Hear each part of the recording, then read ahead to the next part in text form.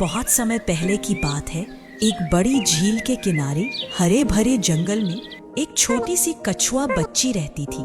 नाम था धीरा। धीरा बहुत सीधी सादी थी, धीरे चलती थी, धीरे बोलती थी और इसीलिए सभी उसे चिढ़ाते थे। इतनी धीरे चलती है, कहीं नहीं पहुंच पाएगी, दुनिया आगे निकल गई।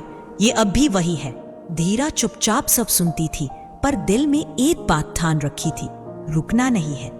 हर कोई उसे कमजोर समझता था। खरगोश कहते, इतनी स्लो हो तुम।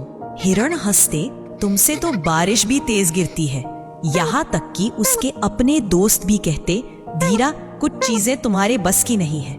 धीरा मुस्कुराती और धीरे धीरे आगे बढ़ती रहती। एक दिन जंगल में भारी बारिश हुई। नदी उफान पर थी, रास्ते टूट चुके थे और एक पक्षी परिवार का बच्चा पानी में बहकर एक छोटे से टापू पर फंस गया। सभी जानवर जमा हो गए, हिरन, बंदर, हाथी, खरगोश, पर कोई भी उस छोटे टापू तक नहीं पहुंच सका। तेज बहाव था, पत्थर फिसलन भरे थे, सब हताश हो चुके थे। कुछ नहीं हो सकता अब। ये शब्द हवा में गूंज रहे थे। धीरा ने कुछ नहीं कहा, बस आगे बढ़ गई।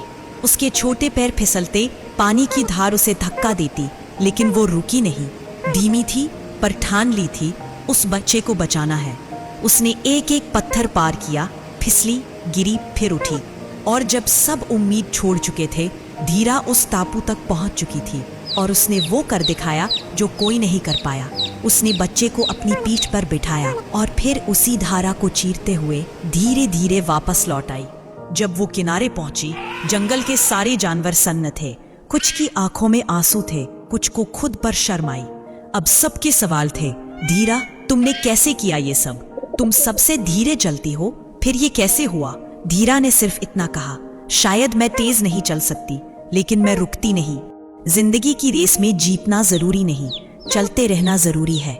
कभी कभी जो सबसे धीमा लगता है वही सबसे मजबूत होता है। तेज चलना ताकत हो सकती है, लेकिन रुके बिना चलना पहचान बनाती है।